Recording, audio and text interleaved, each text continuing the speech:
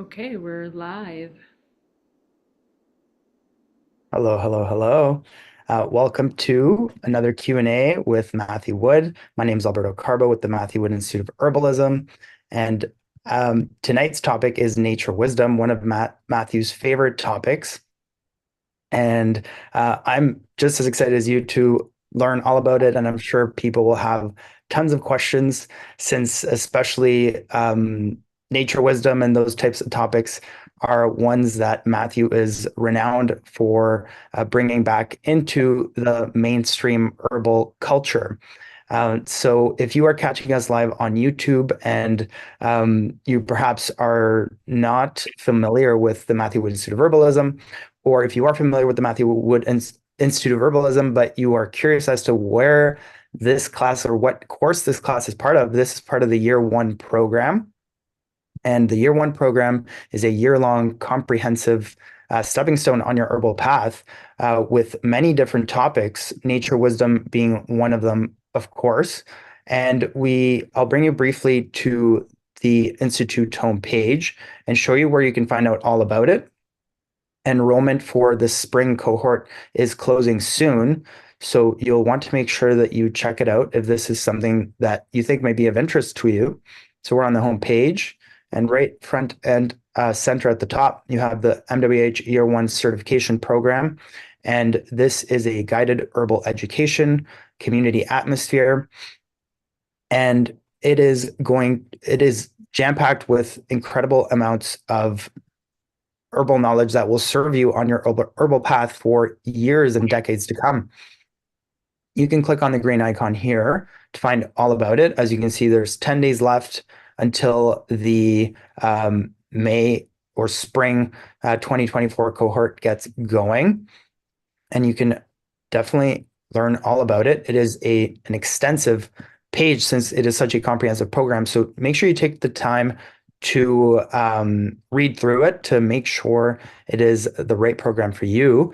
But you're welcome to let us know any questions at hello@woodherbs.com. And I'll also mention that coming very soon in the next couple of months, we will have a grand reopening at the Matthew Wood Institute of Herbalism, and there will be new classes, some of them part of the year one program, and some of them offered as well separately.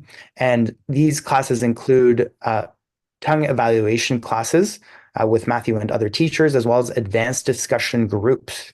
And of course, some of these Q&As or these Q&As that are part of the year one program, there's game nights and study groups as well for the year one program. So make sure you find out all about it. Take time to read through it and inform yourself if this may be a program that can support you on your herbal journey. And with that, I will bring it back to the webinar and welcome everybody once again. People are just coming in anew. My name is Alberto Carbo with the Matthew Wood Institute of Herbalism. And tonight's Q&A is with Matthew Wood. The topic is nature wisdom. And one of Matthew's favorite topics is always you have two ways to participate. You have the Q&A and you have the chat. My apologies. You don't have the Q&A tonight. You can simply put your questions in the chat as this is a different format. And I will make sure that we get to them.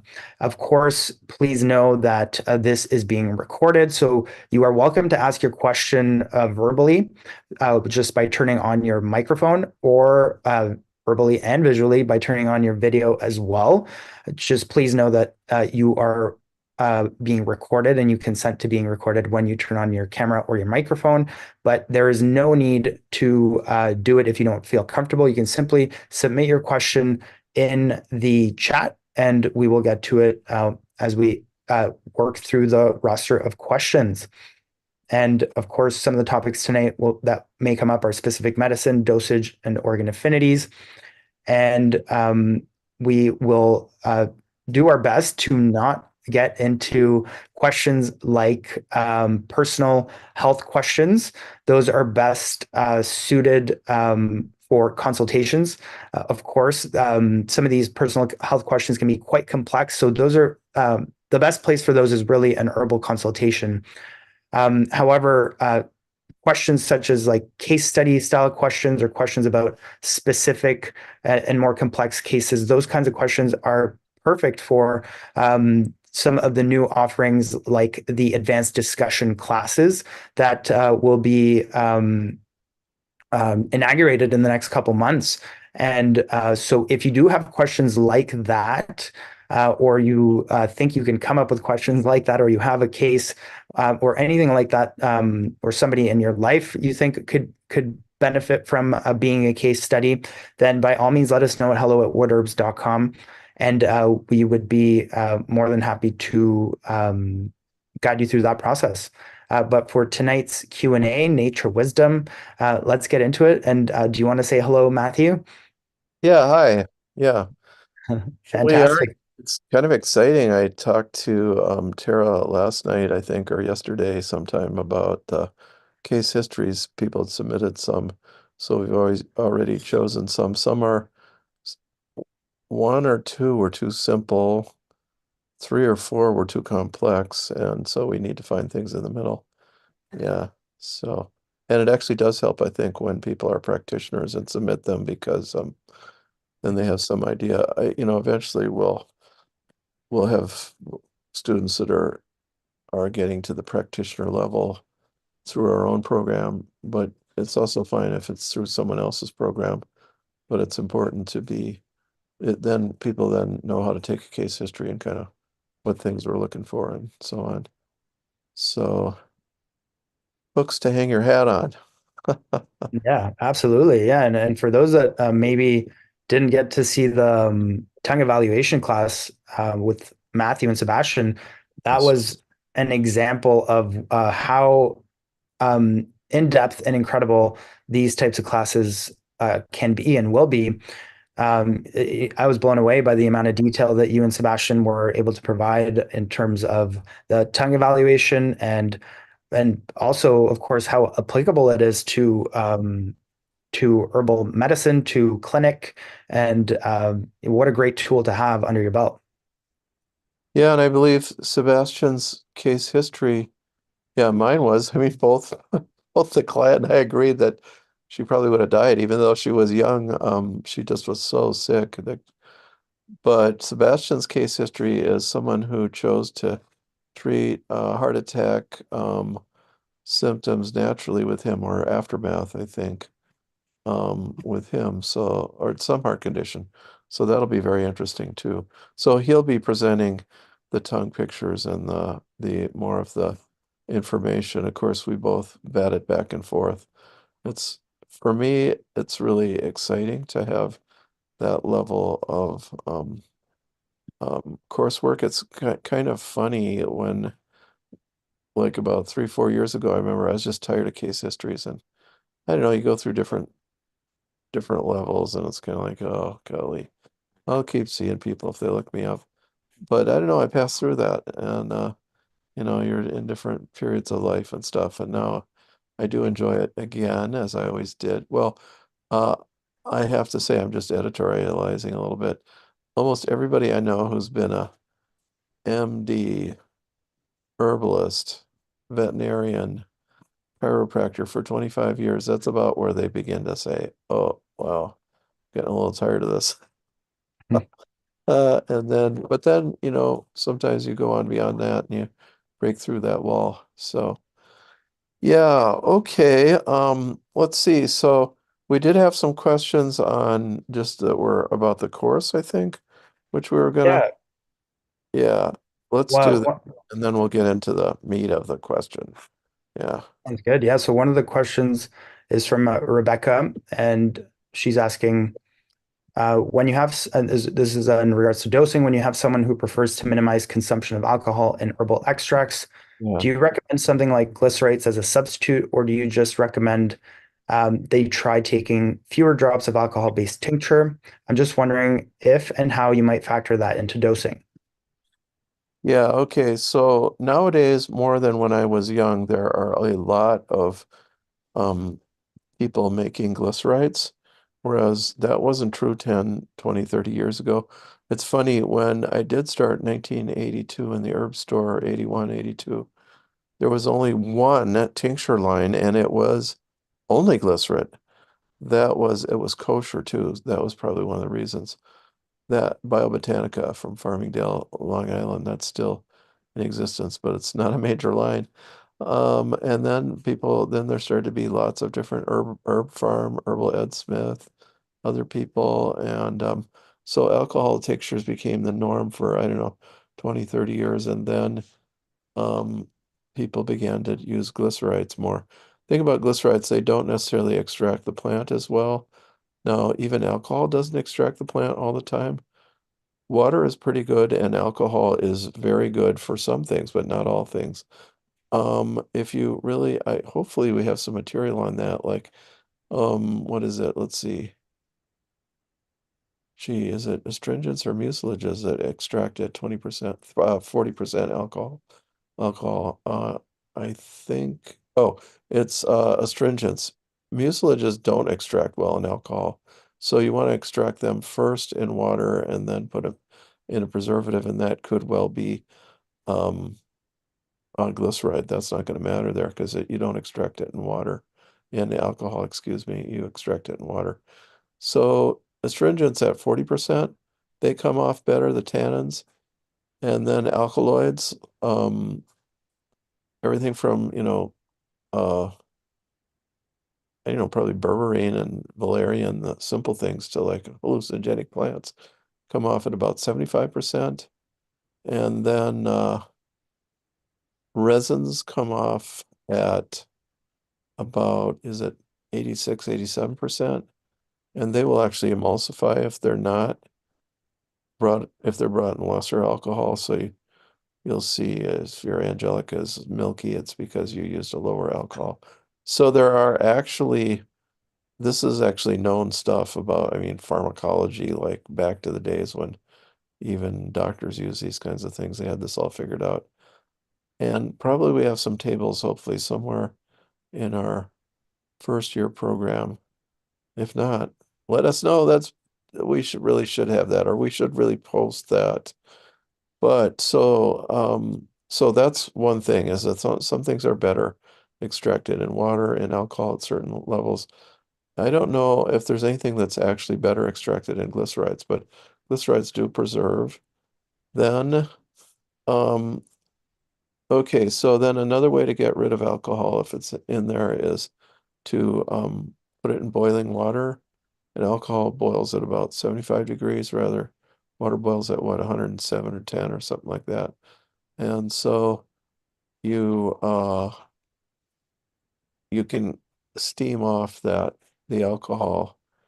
So you have that. Then you also can use a tincture externally because I'm a low doser. So you just well, you can put it on the wrists. I often test remedies on the wrists and you can feel a reaction if you're taking the pulse or just watching the person. You can even see it in the complexion and the tongue occasionally. And so you can use it externally. Um, oh, of course, there are some things that are better extracted in oil and lipids. So alcohol isn't the answer to everything. So there's all that background. Okay, so if you're giving out a tincture, I would taste it, make sure it tastes like what you think of as that herb. I mean, some things really taste good that way, like burdock root, and this right is a really nice way to do that. Don't know if it preserves really well. Some things, if you extract it, you're doing it yourself, extract it in water and then put the glycerin in up to the amount necessary. That's good.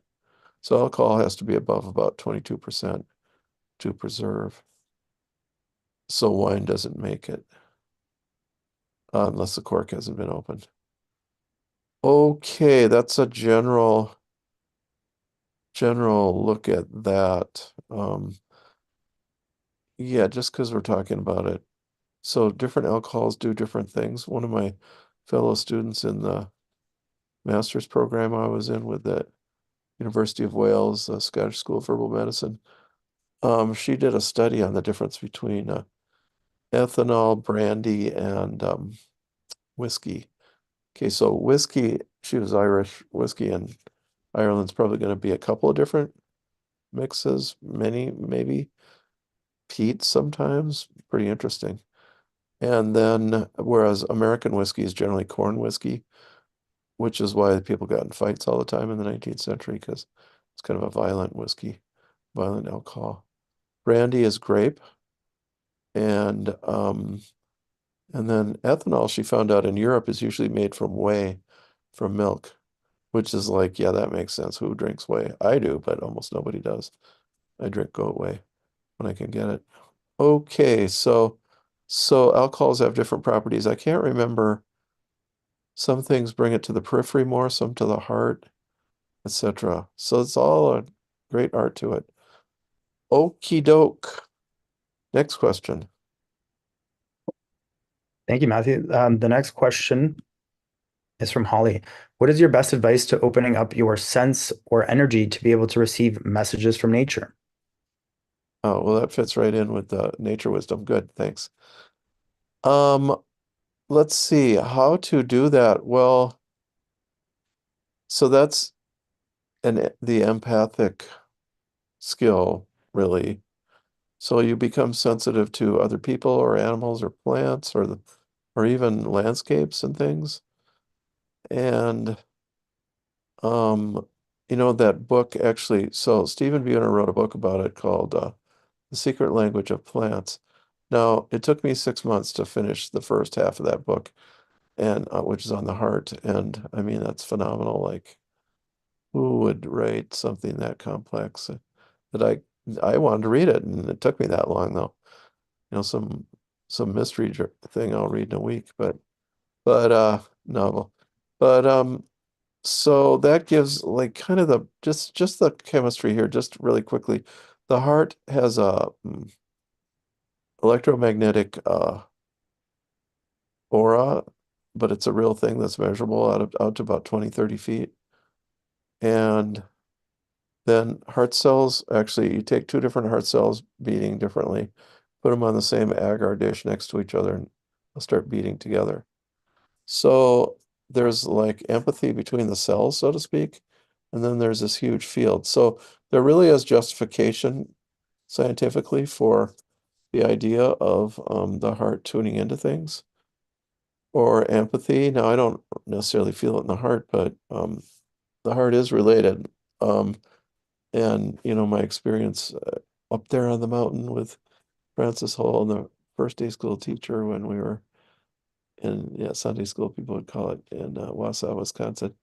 Nature is alive, nature is alive. And I just felt it come out of him and out of the earth. And so, well, that's one way to have a mentor that, initiates you into that. And that wasn't intended, that just happened by resonance, which is part of empathy.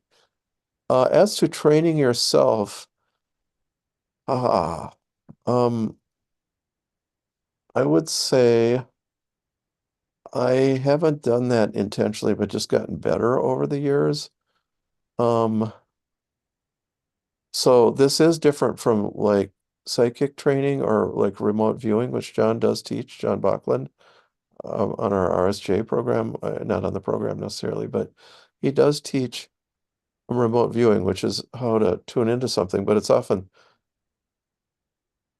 the appearance, the identity, the gestalt of it.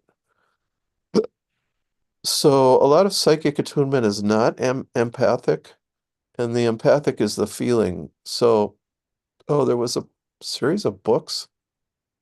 Yeah, he did tell. I'll have to look that up, but it's not only is there clairaudience and clair this, that, and the other thing, he even had clair intuition. The intuition goes from one person to another. I've certainly had that happen when, wow, we both arrived at something simultaneously there. Um, and as to training, yeah, well, there's got to be ways to do this. If you figured it out, Holly, let me know. Um, well, yeah, my own with nature wisdom, I can say so there's two kind of similarities in the heart. One is the empathic, the feeling, what the other person feels, or the plant or the animal. Then there's nature wisdom, which is the intuition more. The intuition I've come to feel is also in the heart. The heart is the thing that kind of thinks in terms of similarity. Oh, these two things are similar intuitively. I see. Boom. Oh, intellectually.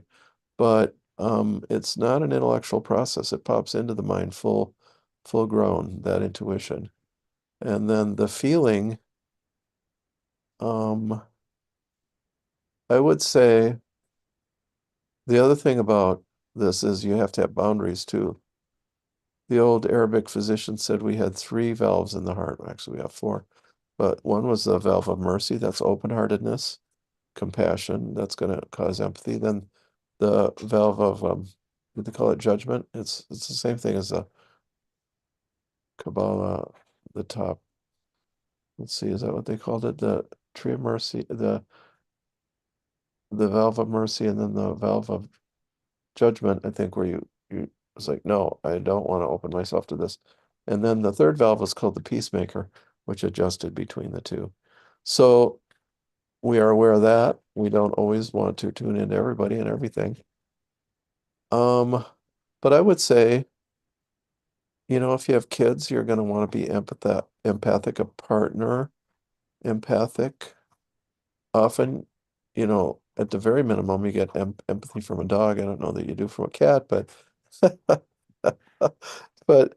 but dogs, they just look at you, you know that there's just that kind of empathic feeling there. Um, and then there's people that are good with horses and so on. So I would say one thing for sure is that not everybody's going to be empathic in the same way to the same kind of critters, same kind of people. Um,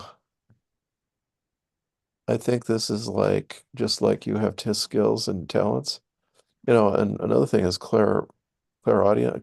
I know when you can feel it through your hand, through the sense of touch. I have a friend who can do that. Um, Starts with a P. I can't remember the name. And so attunement comes through all the different senses. And this you do have to do is watch the images that pop into your mind. Watch at night before you fall asleep. Just it's a good time to practice. What images are popping into my mind? After doing this for like 15 years, I'll tell you, all sorts of images. It's like, where did that come from? And they're not always true and they're not always relevant. And it's just like, wow, there's lots of things floating around. There's good, bad, and indifferent things floating around. But then during the day, like if you are attuning or you're taking a case and a plant pops into your mind, write that plant down, especially if it's not logical to think of that plant. That often can be important. Whereas, see, when you're taking the case, me, 15 plants may arise, or at least three or four that are logical, that make sense.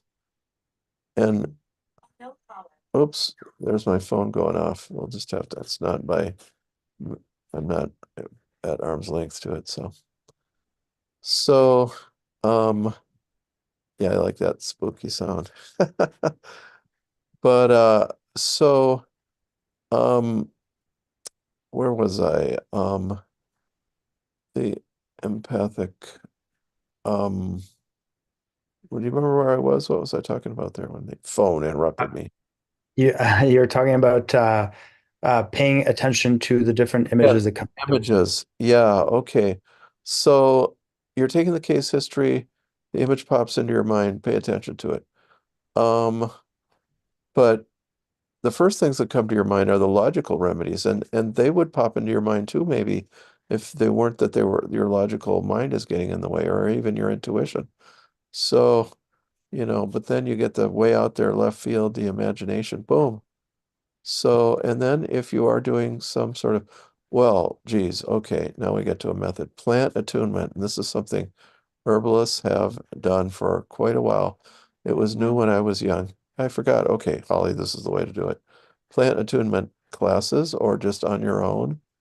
Now, as far as I know, Dr. Bach was the first person to really illustrate this. He did plant attunements. He didn't really everything that came to him, but he just reduced everything down to two, three, four sentences that reflected the essence of that plant. And people have found those to be reliable, although I gotta say, there's one or two that I felt like he only got part of it, like gentian, I feel.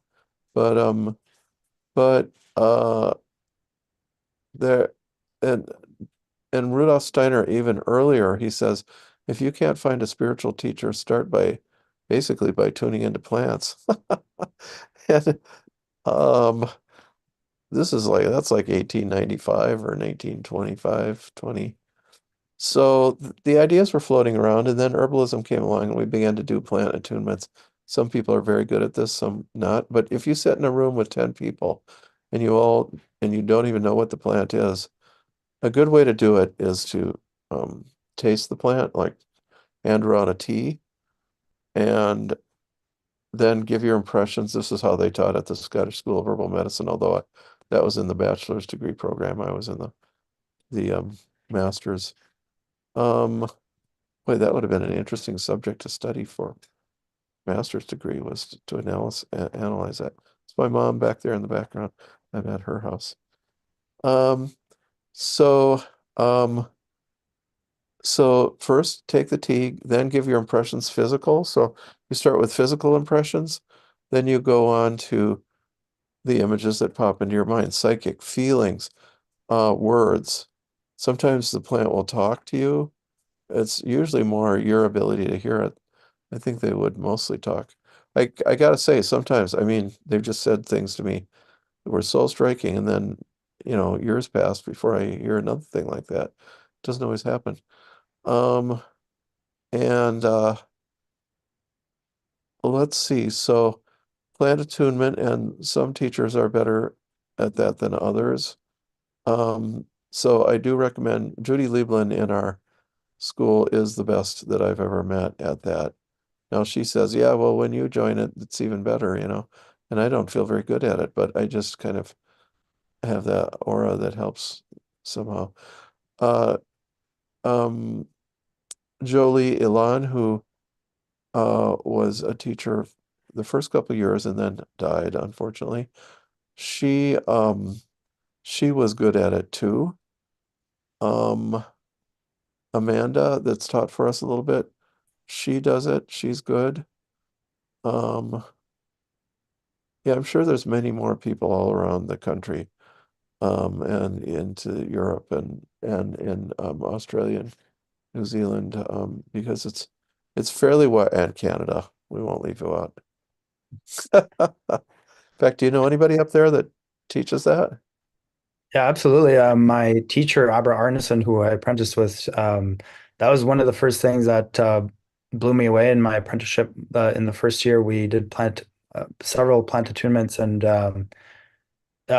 it was neat. We just went to sit with the plants separately, about 12 people, all separately sat with whatever plant we you know found and connected with. And then um, we sat in a circle and shared whatever came to mind about the our experience with sitting with the plant.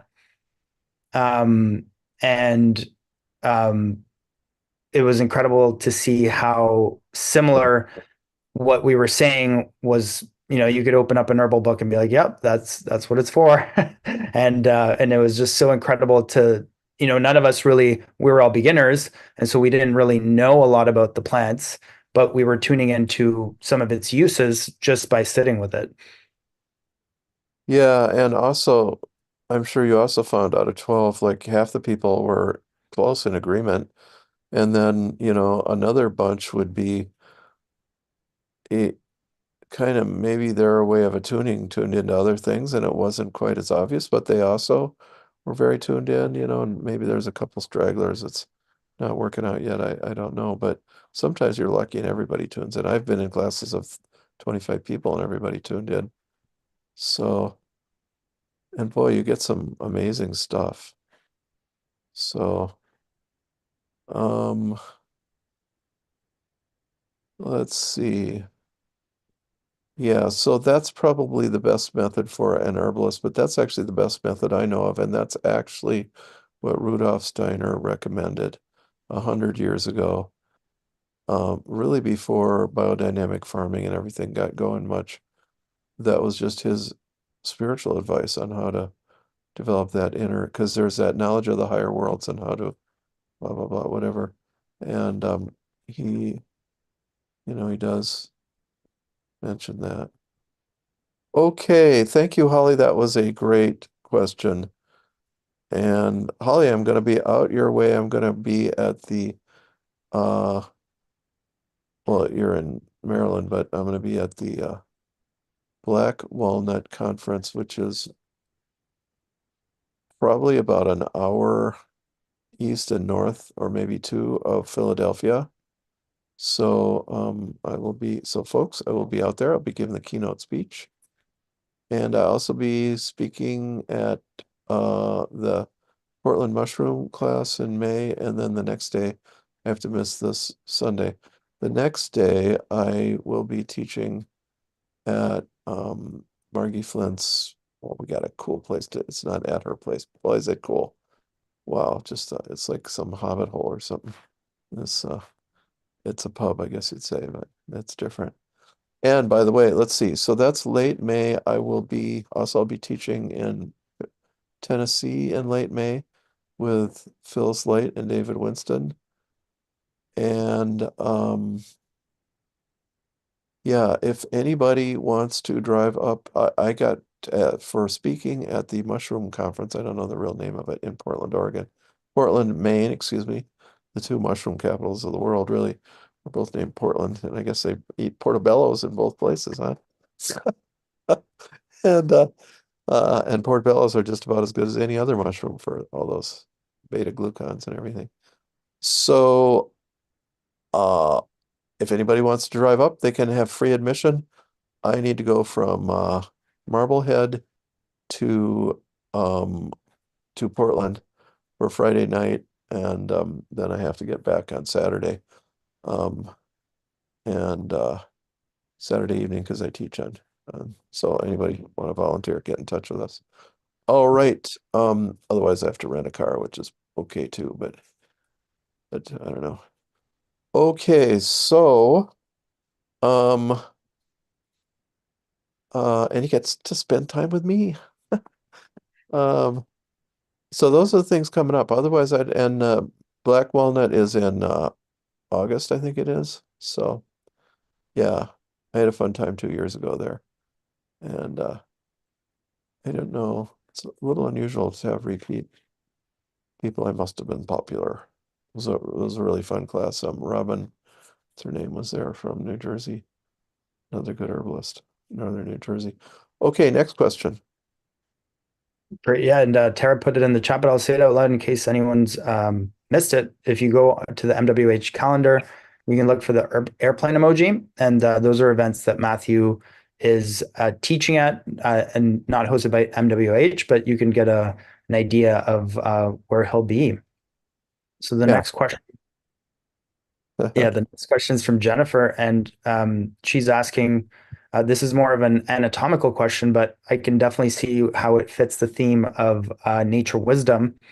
And the question is, when working with clients that have had their gallbladder and or appendix removed, how do we recommend approaching an herbal consultation? I'm a nurse, and it is far too common that these important organs are removed. People always have some sort of symptom, and thank you. Yeah, okay. So what happens after removal of the gallbladder is depends on it's individual to each person. And quite often the gallbladder ducts are like a tree coming out of the liver and coming into one vessel, of course, and the gallbladder is on that. So it's hanging down a little sac, and then it goes down to the common bile duct. And um, when the gallbladder is removed, that tree that they learn to react to the relaxin, maybe they already react some to the, no, it's not relaxin, excuse me, the intrinsic fat. No, well, it's the hormone that's secreted in the pyloric sphincter that goes to the gallbladder duct, and it gets it. Oh, empty right now. We need you because we're emptying the pyloric sphincter, and we're going to have a whole bunch of stuff in the duodenum, and we need that. We need the bile to digest the oils, fats and oils. Well, so that is signal is a hormone, and that tree learns to react to that and to hold. I gotta figure out how to turn that off. Let's see. Um, will that do it? Yeah. Hopefully I won't get any more rings. Okay, so um that tree that will learn to like kind of become a substitute gallbladder and hold the bile and then react, boom, flush it. I imagine it's already doing that some before the gallbladder is removed. But at any rate, so there is a compensation, and a lot of people, I think the majority of people, they do develop that. And then they start having pretty good digestion based, because otherwise you're just kind of leaking bile all the time. And I mean, I don't know what you'd want to do except eat fats and oils a little bit all day long. So like use that if it's leaking like that. And then when you have a big meal, you're not going to digest it as well. Jennifer, as a nurse, can probably tell more about what goes on than I can. But at any rate, so some people just do not develop that compensation. And other people do. Some people are really bothered by the bile, and other people aren't. Uh, so there are gallbladder active remedies. There's also just fats and oils. There's things like burdock root, which is going to elicit bile if you have it. Um,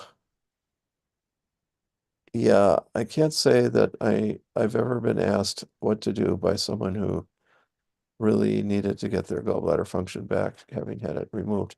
But I have definitely had lots of patients who've had it removed, clients rather, and that's not a big stickler. And also, I wouldn't imagine having had the appendix out as a big stickler either. Um, yeah. Um, so those are not big problems. What's a big problem is all sorts of drugs. People are on all sorts of drugs for this or that, and heart drugs and things you can't mess with, and like thyroid, yeah, big deal. Like you can mess with the thyroid medication. You can have people go down on that, or they can go down on their own because you're not going to die, and you'll start feeling it like, oh, I need my thyroid again. It didn't work, the remedy. Very often it does. But things like so many other, you know, and then there's drugs you just can't get off without almost dying, like benzodiazepines. You don't really, it's nothing you can do almost unless I would recommend Sean O'Donoghue, one of our teachers, because he's worked with that some. So, that's more the problem is drugs than changes in the system. And, just to give an example here, um, somebody has a knee replacement or a hip joint replacement, you'd think, boy, that's going to mess them up musculoskeletally, but like solid seal will help the tendons adjust to the new situation, even though I mean, it'll help whether the knee is still there or it's a replacement knee. It just helps the tendons stretch and accommodate to the right tension. So there are herbs. I'm sure there's other herbs. That's the only example I can think of. But that's a good question. And but I wouldn't worry too much about the gallbladder except if they're having symptoms. Then I'm not sure what to do. Um, but there's a whole bunch of gallbladder remedies. There's about a half a dozen. So, okay. There may be stuff online too, how to deal with having a no gallbladder and having trouble that way. All right, next question. Thank you, Matthew. The next question is, do you know of any herbal remedies that can help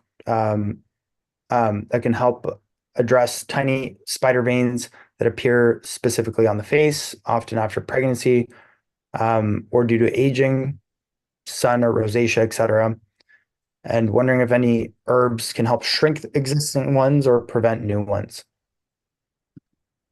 Yeah, okay. Well, first of all, spider veins on the legs. To my surprise, I found that um, yarrow will often cure those, get rid of them, no, get rid of them at any rate.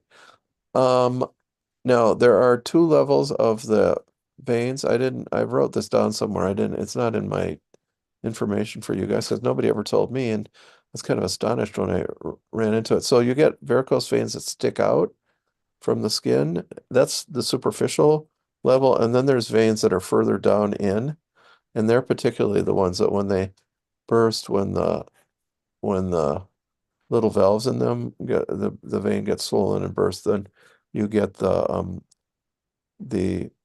spider veins from that.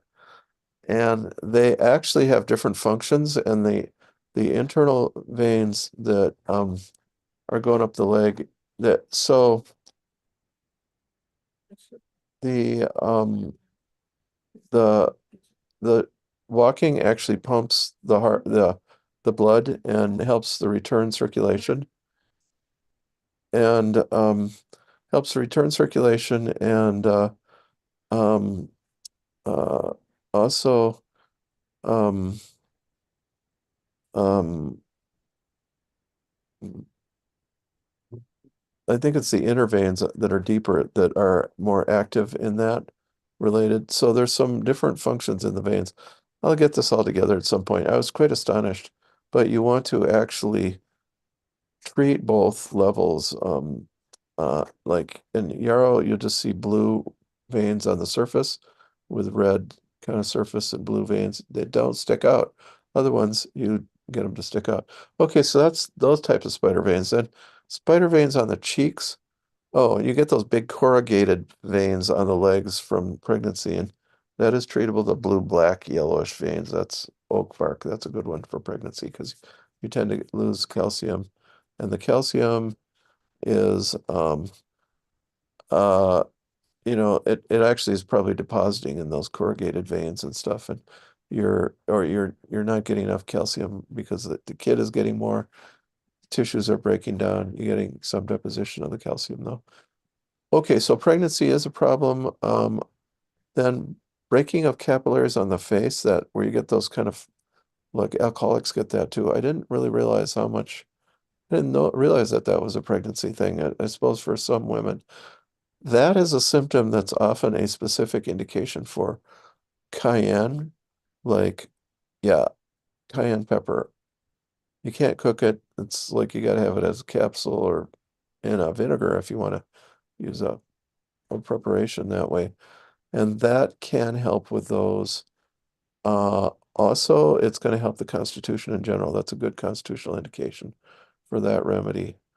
So, um, and that helps with the distribution of the blood generally, and that takes a burden off the heart if all the blood is going to the feet or the head or the stomach or whatnot. So, yeah, I can't remember if there were other types of spider veins here, but that's about all I know. All right.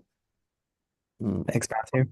One more Um, question, and we'll got to get on to nature wisdom, although with Holly's question, we already had a really great discussion. Yeah. yeah, absolutely. The next question is from Janet. Have you noticed if there are changes in the wisdom of plants as a reflection of humanity changing, as an example, less connection to nature?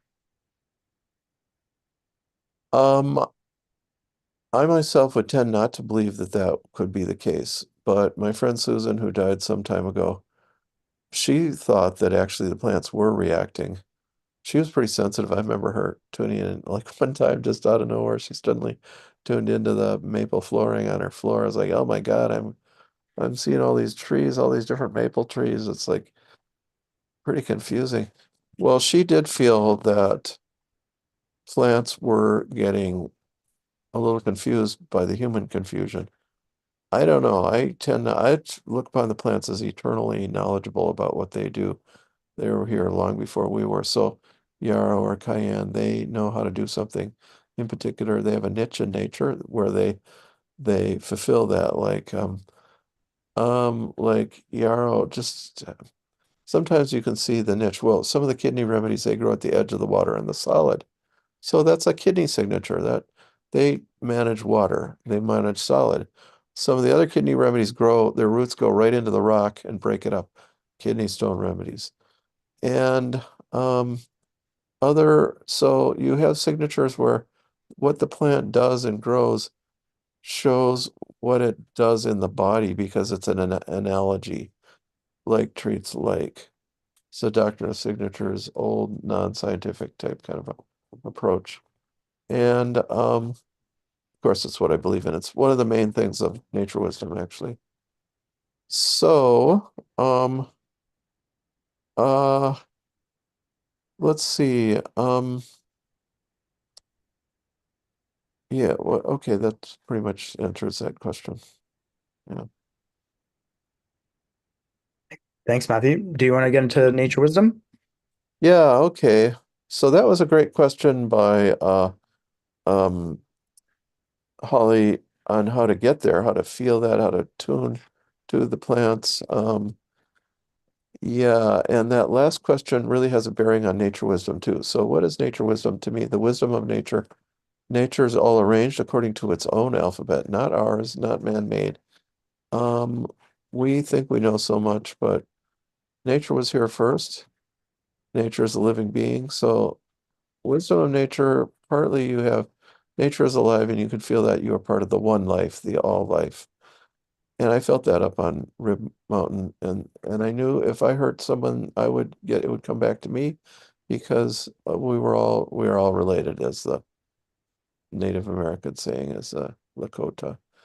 And so um, those are some of the lessons. So we're all connected, and um, and we have that life, and that to me is believe that's the afterlife too. That's where we go. That's our heaven, where we are all naturally related, and the plants and the animals and everything, even the landscapes are alive. Like Swedenborg in his visits to heaven and hell, he described how the landscapes were actually created out of enormous feelings and things and reference systems for the universe.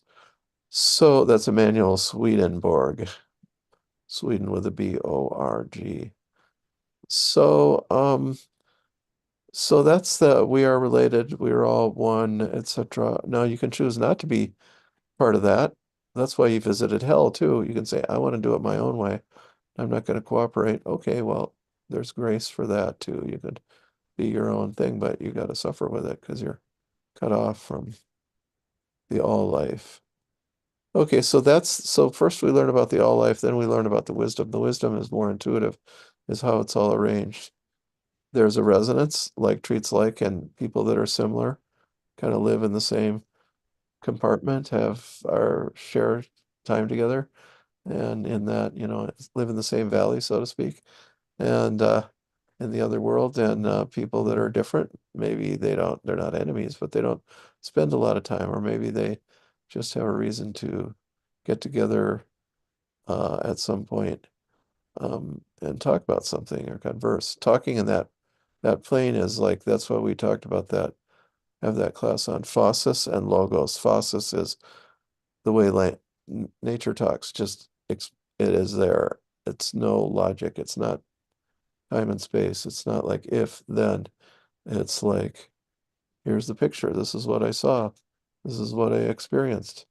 This is the way all indigenous language originally was, all language to about 500 BC. So, um, so then we have, um, yeah, we have nature being arranged into patterns, and those are the archetypes or the things that are in common and that have common essences, so to speak. And the common essence is stamped upon the animal, the plant, the human.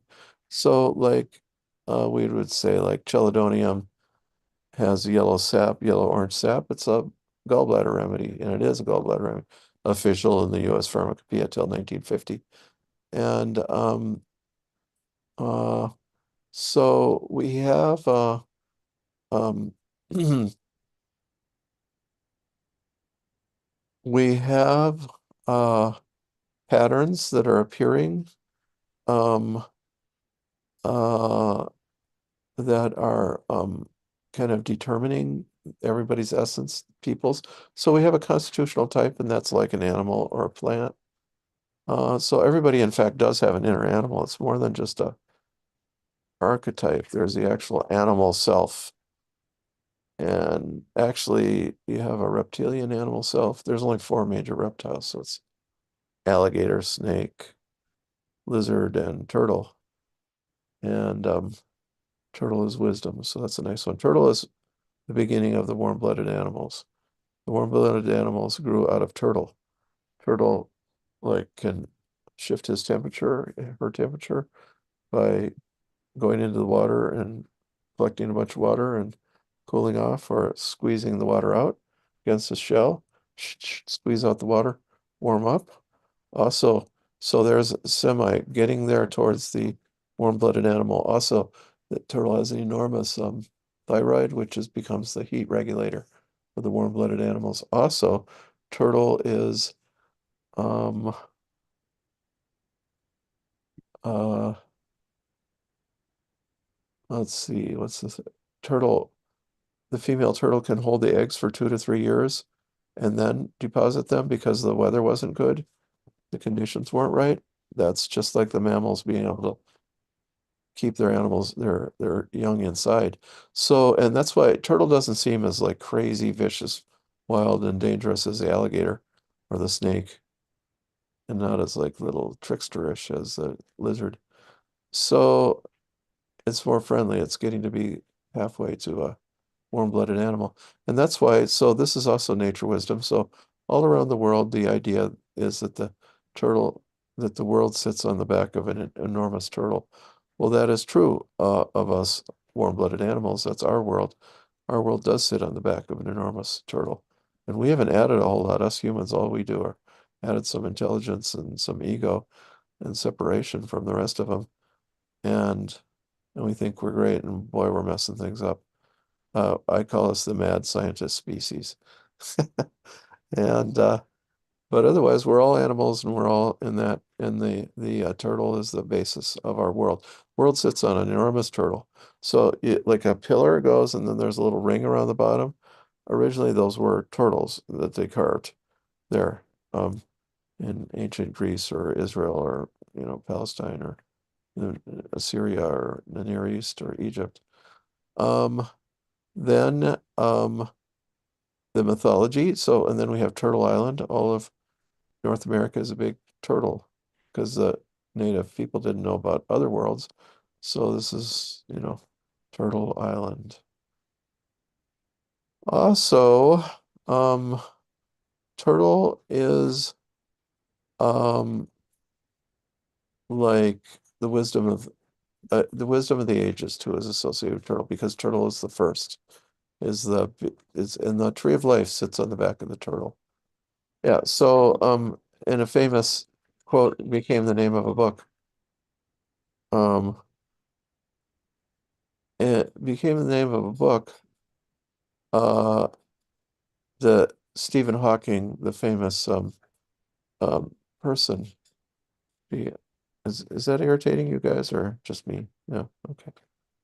Well, at any rate, so Stephen Hawking, the famous physicist, he was giving a lecture, and there was turtles in uh the he said, ha ha ha. So people thought that ancient people thought, unsophisticated, unscientific people thought that the world rests on the back of an enormous turtle. But what's under the turtle? Ha ha ha ha ha. So a little old lady in the back, she stood up and she said, young man, you may think you know a lot, but I'll tell you, it's turtles all the way down. And that became, and even he was pretty impressed with that. And that now there's a book called Turtles All the Way Down. I don't know, I forgot what it's about. So you see, it's a myth it's true in a imaginative, it's true in a nature wisdom way, it's true in evolutionary terms. Our world does rest on the back of an enormous turtle. We are all the children of the turtle. And then there's the tree of life. And the tree of life is all things are related. All creatures are part of that tree, except us humans, of course. And then at the top is an eagle sitting in the tree, representing the animal that goes closest to God, you know. And so that's the tree of life, different from the tree of the knowledge of good and evil, where there's a snake or a dragon, really. The dragon is like the father, the grandfather of all the reptiles, includes the all the traits that they have. Okay, so how do I get onto that? Well, at any rate, so that's a type of nature wisdom, but nature wisdom is the wisdom of the archetypes, and that is said to be one aspect of turtle wisdom is a knowledge of how to see the archetypes and things. So different things, different. So we used a simple one. Well, plants that grow next to the stream, water solid. And some of these archetypes, some of these signatures are like cartoon-like. They're like ridiculous. They're so literalistic. Like agrimony looks tense. I once said to a client, "Yeah, it's like the Tom and Jerry cartoon." It's like, and she said, "Yeah, that's me. That's exactly how I feel." Yeah, she actually needed borage, not uh,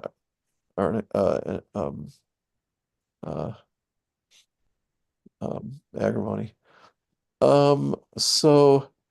The plants, though, they're marked, so to speak, with their essences, and so are the animals. So yes, we have our warm-blooded and our cold-blooded animal friends or archetypes or co-worker. So some of us might be, you know, graceful person, a deer, big person, a bear, um, that um, oh, let's see, fox. We say a person's like a fox, cunning like a fox. Oh, we say we have many different. Scared like a rabbit, a little small and more scared. The rabbit people are careful though, because they don't want to get overexposed to dangerous things or get too cold. They follow their mother's advice, like Beatrix Potter, like Peter Rabbit should have been doing. No, no, follow, you know, take your vitamin pills because they're just a little bit weak or susceptible. They're like the deer people, but so they say, the Indians say. Rabbit is deer's little brother. So there's a story. These stories often show the archetypes. But so all the animals wanted to find out who is faster, the turtle or the deer. So they decided to have a race, and the winner would get a pair of antlers. And so they set it up, and they had the race was going to be that afternoon, and all morning, like, and Rabbit said, "Oh, I need to go to the bathroom. Can I go in the bushes?" And they said, "Yeah, yeah, okay." So the rabbit was gone for an awful long time. So some of the other little animals, they crawled in there and they said, "Hey, this is unfair. Rabbit's cutting tunnels. He's going to cheat." So Rabbit lost by forfeited, and deer got the antlers. So uh, uh yeah, and they say rabbit tobacco, you know. So wolf was chasing rabbit up in the mountains up in Tennessee or North Carolina, and rabbit finally got away from wolf and got into the briar patch and was, oh my God, that was rough. But his legs were sprained and he was really roughed up, and so and then that's when he talked to the rabbit tobacco, said, "Oh yeah, well you can use me. I'm for like a um uh sprains and strains and even sciatica and things in the hips and stuff." So that's how and then from rabbit, then people learned, the Cherokee learned about the properties of rabbit tobacco. So another story is that rabbit was out in the field.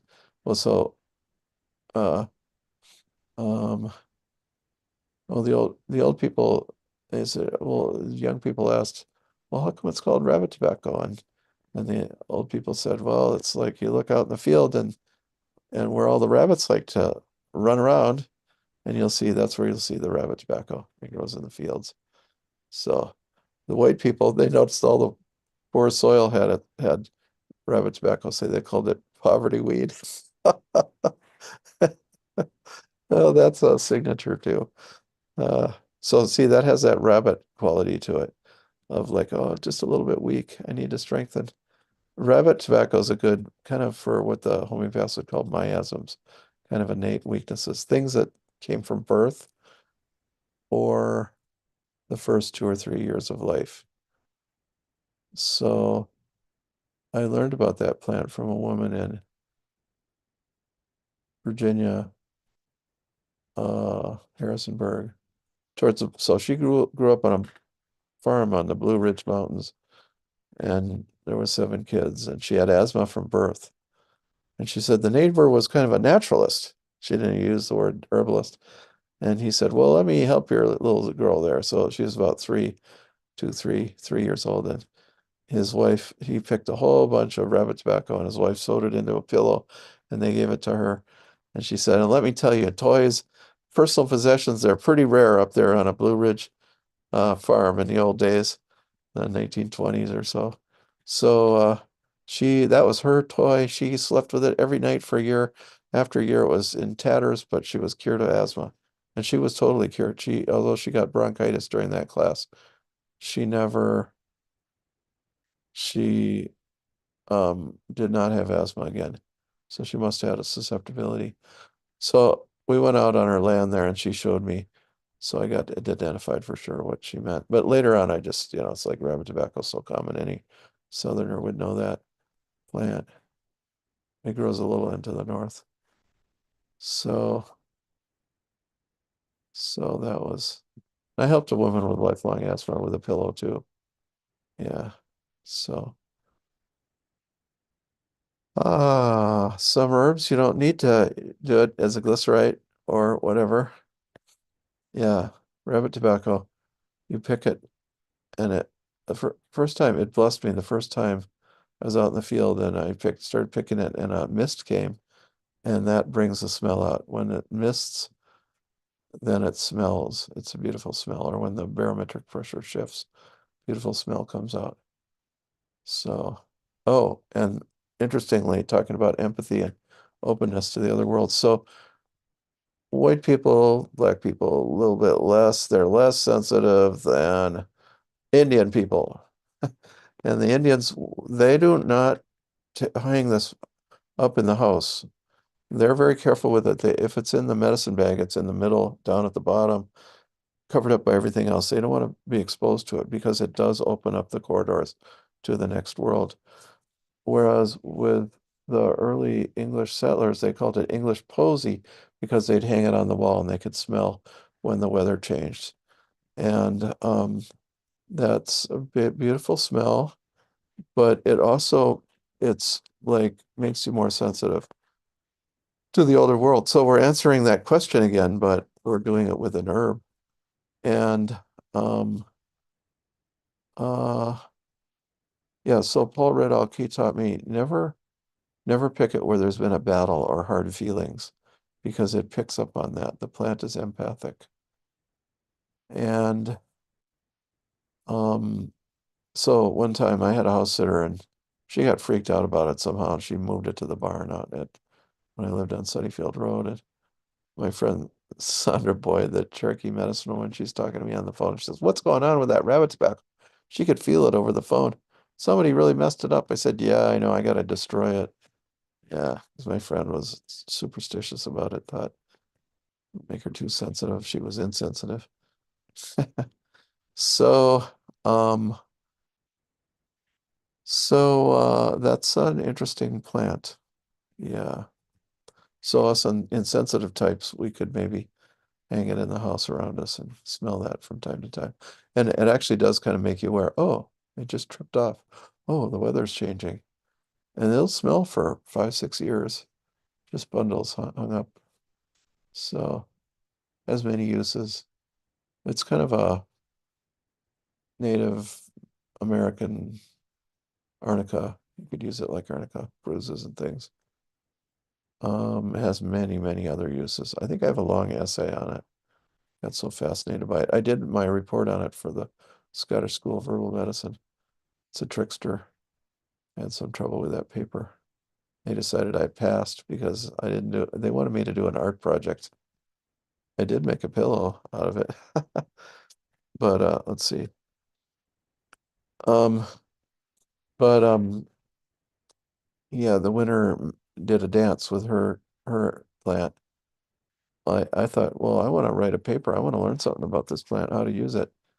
And so they just barely passed me because they hadn't specified that it had to be an art project. So I felt like, phew. And then the next day, the head teacher, Keith, he got sick and he asked, well, what is that remedy you had? Where's that rabbit tobacco you had? Because he needed it. It's really good for head colds at the beginning. So, all right.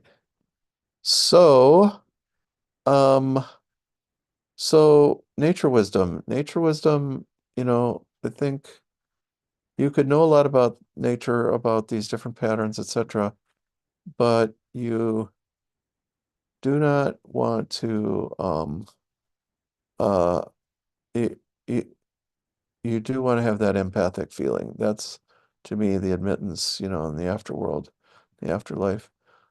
But they help each other. As you gain more of that intuitive knowledge, you gain an idea of what that world is like. So you build both of them. Also, I would want to be more of an educated citizen in that world, understand how it works, the laws of nature. The laws of nature, we have laws of nature in this world, but those laws are really more how the spiritual side of nature works. So when I learned that nature is alive, and I knew in that moment I had to know that, I had to believe it, or I'd never know a spiritual truth again. And so it was a spiritual test as well. But nature is actually more in the soul realm, the feeling soul realm. And the intuition kind of is like a bridge there to the spirit world. The spirit is the essences and things, but the spirit is truth. You just cannot not believe it, or you'll never know truth. So that's a spiritual test. So it took me years to realize that, yeah, I could feel the soul, the ensoulment of Mother Nature. I could feel that this knowledge passed from our Sunday school teacher to me, you know, but and from the earth to me, but that was a feeling. Later, I came to realize that was a spiritual test too, that I had to believe it. Not everybody would believe it. Susan, she didn't believe it necessarily. So she said she was about 10, 11. She was hopping. Maybe this is a natural experience at that age. She was hopping down the stairs, and all of a sudden it struck her from her back door. Nature is alive. Oh, nature is alive. And there was a squirrel on the sidewalk, and she said, well, I'm a tester. So I decided to test it. I said, if if nature really is alive, that squirrel will stay there and I can walk right up to that squirrel and it won't run away. And that's what she did. So then she knew that nature was alive. That was a little bit more like Susan. She was kind of otherworldly. She was really kind of, yeah, miracles would happen around her. So, yeah, we theorized, she and I, that that would be a natural outcome of the end. So the first 7 years is more like you're in the imagination. You're imagining your world, you learn by imitation, which is already entrainment, which is like the intuition and the imagination. Similarity, difference. You learn who you are, you're just beginning. Second year is more the soul realm. The soul is coming through. So you're learning how to be a person that has a soul like all the other ones. And and because of that, as you reach the end of that 7 year period, age 14, but for both of us, it seemed more like age 11. Um, so you're getting towards that. You are becoming aware of the world soul, the whole soul. And then age 14 to 21, that's your becoming social being. You are learning how to get along with others or not get along. And you're a teenager and you don't know what you're doing and so on. And then finally, the fourth epoch completes your adulthood. That's 21 to 28. And then you have your Saturn return at age 28. Say, what am I doing with my life? I have to figure it out. If you can't figure out what you're doing at your life, then the remedy for that is Angelica. What am I doing with my life? Um, Stephen Buhner brought that out. So also, I believe your mind is not completely developed as a teenager. You don't have good perspective on things, they say. That's why juvenile delinquents get a break compared to adult delinquents. Age 21 on, then you're kind of developing that more and more, that part of your world. And then from 28 on, there's still more epochs of life. So the sevenfold plan, which is Rudolf Steiner, it's also Ojibwe. It's the exact same idea in the Ojibwe world. Well, if it's in the Ojibwe world, then it's all Native Americans. Yeah. In the more organized, like, so yeah, there were like little camps out in the middle of nowhere where they didn't have the education and the nature wisdom, but then they would get together for the green corn dance and exchange ideas. And once a year, and the young people would share their dreams with the elders.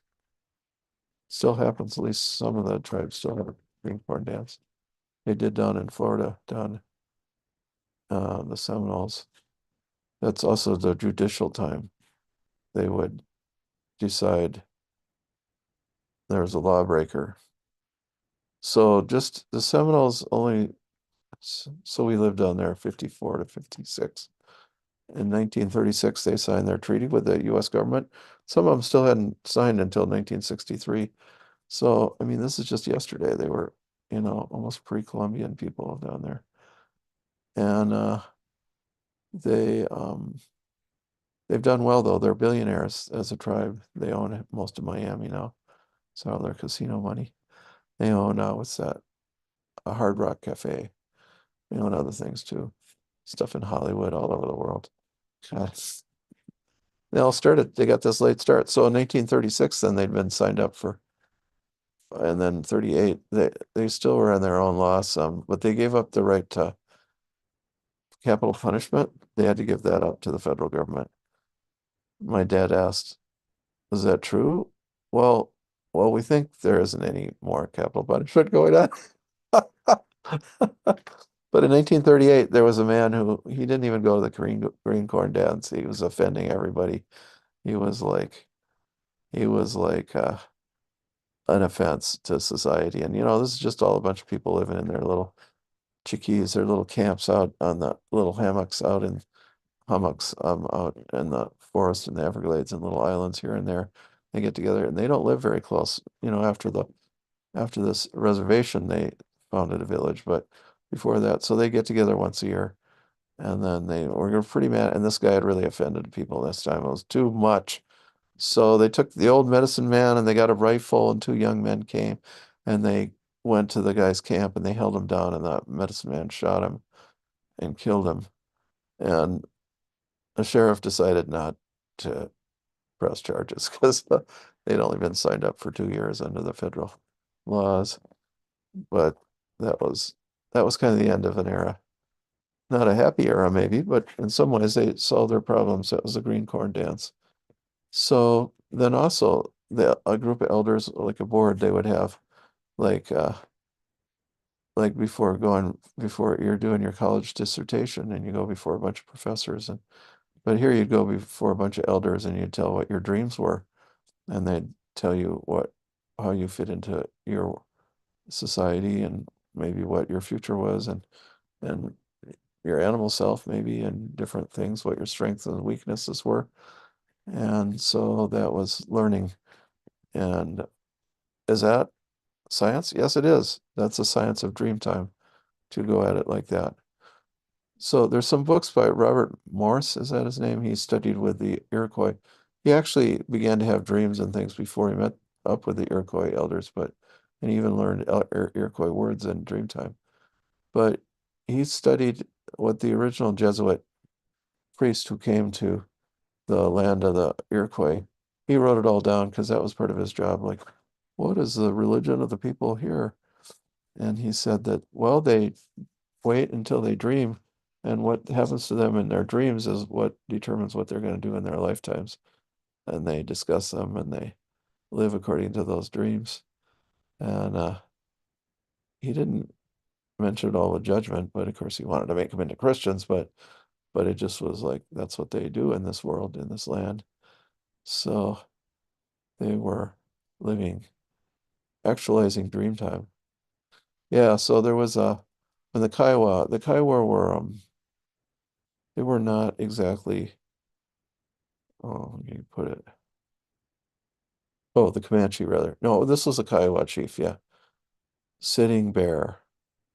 And they rounded him up and they were taking him to the reservation and some fighting broke out and the soldiers um fired some shots and he got wounded and he sat down by a tree and he started singing his songs and his songs told how he had a vision how he would die sitting he was a bear and he would sit by the tree and he would die and now his life was up so he fulfilled his dream there so yeah no it's the Comanche we have to say or not exactly an Indian tribe they were mixed they were partly Spanish and they were a wild bunch and partly English like Quanah Parker and they ran the prairies for for 30 years. It's called, there's a book called The Empire of the, was it, but it's the Empire of the Comanche. Yeah. So, so there's Dreamtime as part. I look upon that as coming from the spirit world. There's intuition, which is kind of a bridge from the essences from down to our world here, like learning to see those. And you learn that there's another world by looking for those essences. And that's part of the wisdom of nature. Oh, where does that come from? How do I know that those two things are similar? That's so intuitive. Or, oh, that's counterintuitive. Intuitive does not mean psychic. That was a misuse of the word in the New Age movement in the 70s, 80s, 90s. They changed it to mean psychic, but intuitive actually means that aha moment. Ah, oh, I see. That's like that.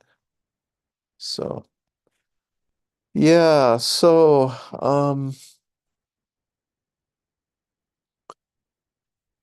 imagination, intuition, instinct comes from our animal self, from our body. Just like, instinct. I get it. Oh, danger. Mostly it's danger or safety, pleasure or pain. That's mostly what the body's thinking about. Well, you can learn a lot from that. You can learn an awful lot. Safe, unsafe. Really, that's like the universe.